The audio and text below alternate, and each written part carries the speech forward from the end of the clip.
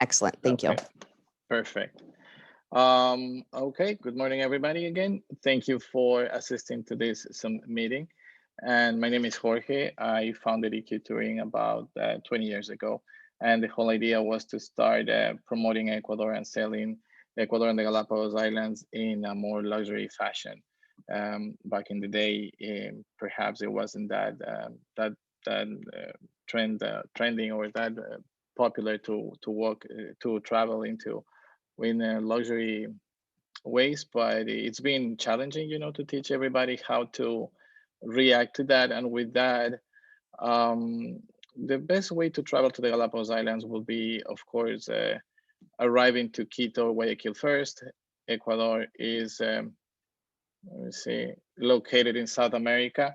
As you can see, we're south of Colombia, north of Peru. We're crossed by the Ecuadorian line. That's why the name of the country is Ecuador. And arriving to Quito will be your first step. Quito, as the capital of the country, is the best hub for you to travel or to send your clients to different areas. So when you come back from Galapagos, for example, you will have the highlands or the jungle to do some extension tours. But from there, traveling to the Galapagos Islands will be the best thing to do.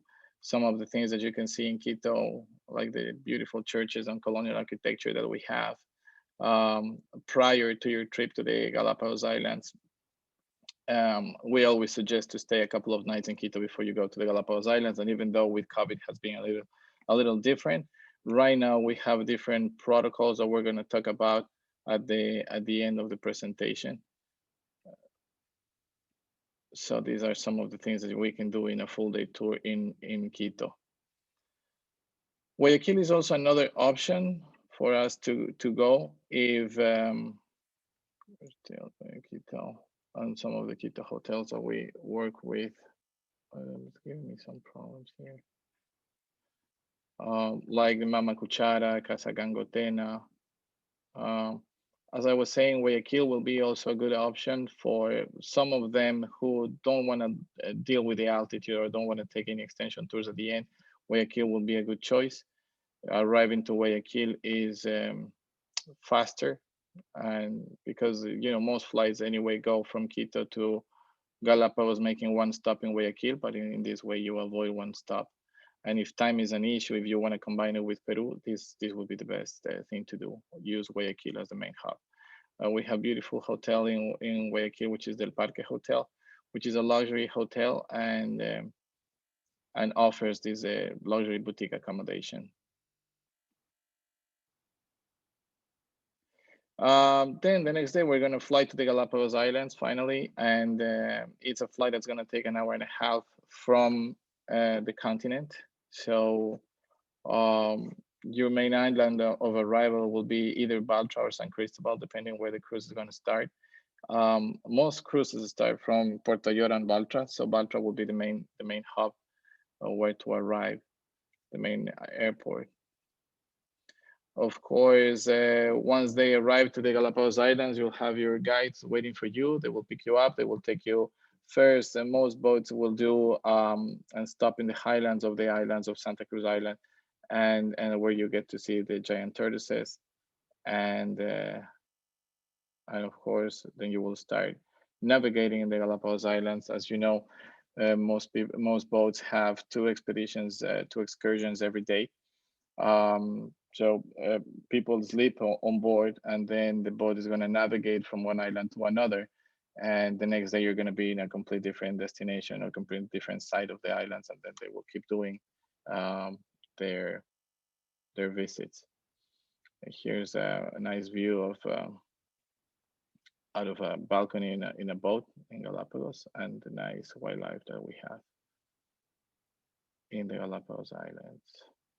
Now I'm going to talk about the Galapagos Spirit Yacht, which is a boat for 16 passengers that has our signature. Starting in 2020, we started to commercialize this boat as part of our fleet, and or it's an exclusive boat that we have mostly for charters available at this time. I mean, you must understand that resuming the activities in the Galapagos Islands has been no easy, and the volume required for boats to do departures in regular basis has been very difficult, and the same things for the airlines. Just to give you an example, in the past or before the pandemic, we used to have 6-7 flights per day to the Galapagos Islands. Now we have maybe 6 flights per week, 8 flights per week, counting 2 airlines.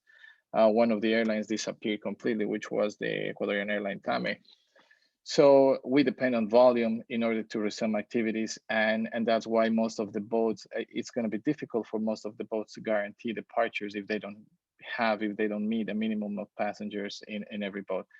Having this in mind, we came out with this idea with this boat, the Galapagos Spirit, of having for sale the boat only for charters, and we actually reduced the price of the boat because before pandemic the price was like 98,000, almost $100,000 per week, but we reduced it kind of like a 40% for this year, and we have been able to close deals and make it more affordable for people so they can travel to the Galapagos Islands in more like a private basis.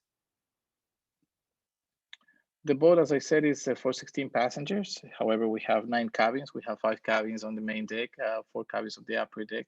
The cabins on the upper deck are more like junior suites. They all have private balconies, and this is the type of accommodation that we have. We have 2 double beds cabins on the main deck and 3 twins, and then on the upper deck we have 2 double bed or matrimonials and 2 twins also. In the upper deck, we have in the sun deck, we have a nice jacuzzi that is very popular among those who do a lot of snorkeling, and it's nice for them to come back to the boat and have a nice warm water in the jacuzzi and enjoy some of the drinks and everything. The boat is categorized into a luxury category. As I told you, we have the 4 private balcony junior suites on top on 5 standard cabins on main deck. We usually have 9 crew members and 1 naturalist guide. It's important to talk about the guides that we have. I mean, we've been working with the same group of guides for many years, so I know them personally, and they are fantastic dealing and leading groups in the Galapagos Islands. Especially those groups that come to be high end and luxury. They have a lot of experience doing that.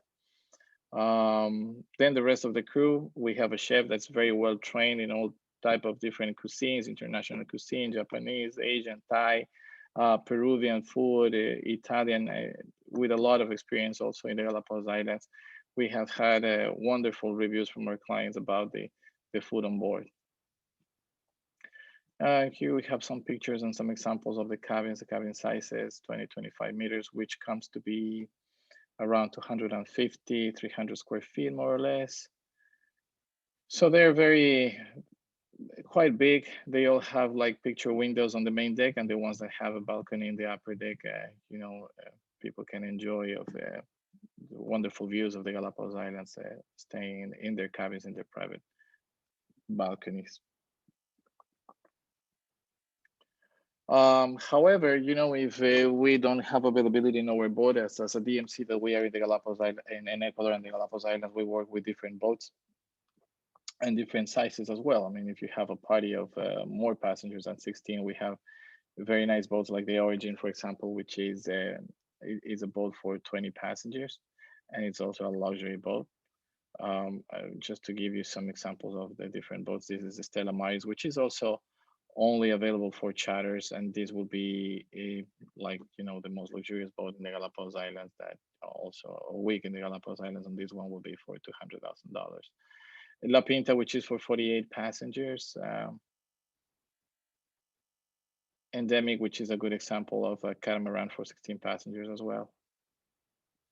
And then we have our diving programs that can be done in a private charter or in diving boats that will do the full diving program, which means that they will go to Wolf and Darwin, and also we can do a couple of diving days out of the boats depending on the itineraries.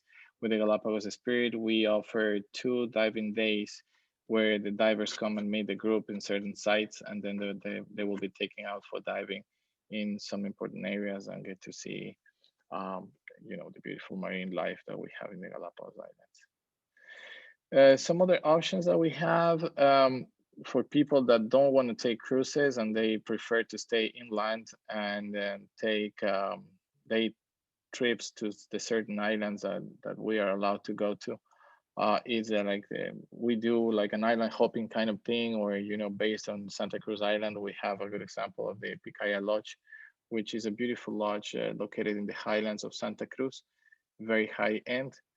And we can do programs with the safari camp. So the programs can go from 4 nights. I wouldn't recommend going less than 4 nights because the travel investment won't be worth it. At least it will be four nights in the Galapagos Islands and doing these different trips to different places. You can do a full day tour in Santa Cruz, go to Norcimo, South Plaza, Santa Fe, Bartolome, or we can do the island hopping, which is going to San Cristobal and Isabela Island. This is a safari camp, which is also a beautiful hotel, kind of like a safari idea in Africa, but in the Galapagos Islands, in the highlands of the Santa Cruz Island.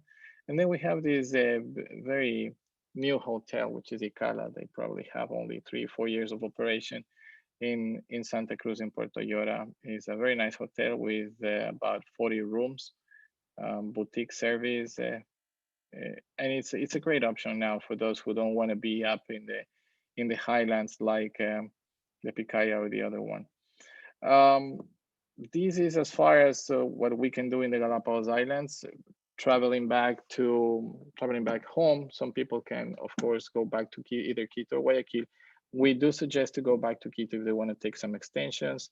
In Quito, for example, once they arrive to Quito, we can go to the north part of the country, where we have Imbabura province, Otavalo, which is a very, very well known for the local people, the culture, the Otavalo market. Most people want to travel over there and stay a couple of nights there in the different haciendas that we offer accommodation. The scenery is fantastic, being set in the middle of the Andes, traveling in among volcanoes and mountains and all these different communities that make a very interesting cultural extension tour if they have the time to do that. Beautiful haciendas where we can offer accommodation like Zuleta, which is one of the favorite ones we have in our portfolio. Um, we also have Pinsaki, which is a beautiful hacienda. They all date back to the colonial time. And now that they offer accommodation, it's just a great option for people to enjoy, some of these extensions. We also do extensions to the cloud forest, which is very popular. Also, we have Mashpi Lodge, located like 3 hours and a half northwest of Quito, with beautiful vegetation for those who love nature and want to see birds. Especially, this is a sanctuary for birds, for bird watching. This is an amazing place. It would be the only lodge in this area that offers luxury service and luxury accommodation. So we definitely recommend this lodge for those extensions.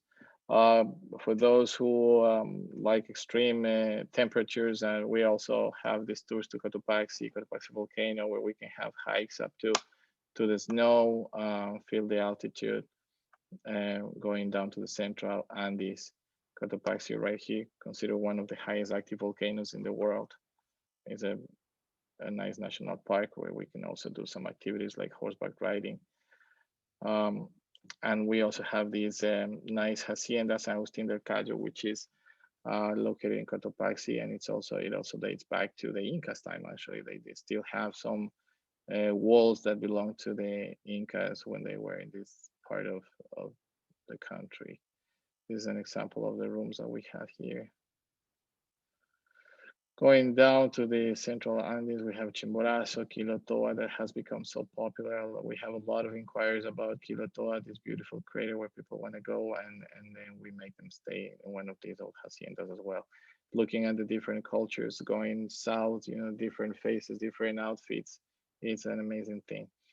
And for those who have more time and want to go all the way down to Cuenca, which is another colonial city in Ecuador, we can do this program like in 3 nights, 4 days, going down to Cuenca, see the beautiful architecture, some of the ruins remaining from the Incas and the Cañaris culture.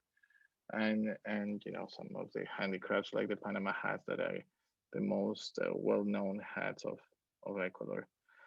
We can do some extensions also to the Amazon rainforest. We have very nice lodges on the Amazon rainforest that we work with, where you can do some extreme adventures also like rafting or canoeing. We have the Napa Wildlife Center, which is a nice lodge, probably one of my favorite ones, located in the Yasuni protected area, where we have a lot of vegetation, jungly vegetation, and flora and fauna that people enjoy to see. Our guides over here are also naturally guide certified to be guides in the Amazon rainforest. And you know, this is the type of accommodation that we offer here, working together with communities in the Amazon as well. There's this other option also of expeditions in the Amazon, like this river cruise that goes over the rivers banks that will in the Amazon rainforest. This will be the only option actually when it comes to having a lot of comfort and luxury with air conditioning and everything. This boat is fantastic, and they have these beautiful itineraries where they visit Indian communities, and you take hikes in the Amazon rainforest as well, looking at pink dolphins. Some of the protocols that we have now coming to Ecuador, as everybody knows, having this COVID-19 in the world has changed the way of travel. But Ecuador has been a country that opened uh, its doors back in July last year. And little by little, we've been resuming activities, and we've seen more and more people coming and arriving to Ecuador. At the beginning, we had all these restricted number of passengers in the airlines, but now, as you all know, the airlines are more flexible about that, and I think you know the flights are flying pretty much packed right now, especially ever since people are getting more vaccinated, which in fact in Galapagos has been a big thing. Galapagos is now the first archipelago in the world that has COVID under control. With that, 90% of the adult population has been vaccinated, and crew members and everybody involved in hospitality service have been priority for the government. In this way, we have created this travel bubble in the Galapagos Islands where people can travel with ease, with peace of mind. Um, of course, when you arrive to certain hotels, certain places, you still have the temperature check and the hand washing. As the vaccination in Ecuador also continues, the government of Ecuador has promised, you know, to have at least 60% of the population vaccinated by September, October, which is a good thing. And with that, you know, we look forward to see more people arriving to Ecuador, and more flights will start resuming to the Galapagos Islands. We still have the face mask use in our guides as a protocol and sanitation at all times. And as I was saying, the new protocols for to enter Ecuador starting on July 1st, travelers entering Ecuador and the Galapagos Islands will be able to use only one of the following documents, which is a vaccination card or certificate with at least with the 2 doses dated at least 14 days before entering the country. For those who are not vaccinated or don't want to be vaccinated, a certificate of a negative PCR or antigen taken 72 hours prior to their flights to Ecuador will be required. And then, of course, you know, the process in Ecuador is very fast and very easy. As you are doing your line with immigration, you have the health authorities going through every passenger's requesting for a copy of the vaccination card, and previous to that, on the airplane, you have to fill out a health declaration form, and you give it to them. And as people are going through immigration, the health authorities are requesting all those forms, and it's nice and easy. I mean, it's not like last year when they just started with this, you know, it will take you a couple of hours to go through the whole process, but now it's very speedy, to be honest. So as I was saying, our guides also, all of our guides in main Ecuador, as the Ministry of Tourism has promised also to give priority to people involved in hospitality and guides and everybody will be vaccinated probably within 2 months. However, we always require a PCS test for our guides before they start a group. We have a live sanitation when the passengers arrive, and the driver and guide have a permanent use of mask. And always we have, you know, alcohol and hand sanitizers on board at all times for people, you know, every time they get up and on, if they want to clean out their hands before they continue. This is pretty much what I can say about what's going on in Ecuador as far as having our borders open, having the Galapagos open, and if you have any questions and you want to address questions, I'm more than happy to answer all of them. Tracy, you take it back. Yep, I am here. Yep. Thank you so much, Jorge. Thank you so much, everyone, for joining us today. As Jorge said, if you do have any other questions, I think you already covered the vaccines through Ecuador and Galapagos. Anything further on that? Otherwise, if you'd like to reach out to Jorge, you can do so through contacting either Gabriela or I. Or Jorge, why don't you also give your email address and the website as well? Yeah, our website is eqtouring.com. My email address is jorge@eqtouring.info. That's INFO. I think that some of you guys might have my contact information. For those who don't have it, we'll be sending an email soon with all the. Absolutely, we'll do a follow-up for everyone. We'll do a follow-up. All right. Well, thank you so much, everybody. Have a great day, and we will follow up with the contact information and with this video. Thank you, Jorge. Great to see you again. Thank you. Thank you, everybody.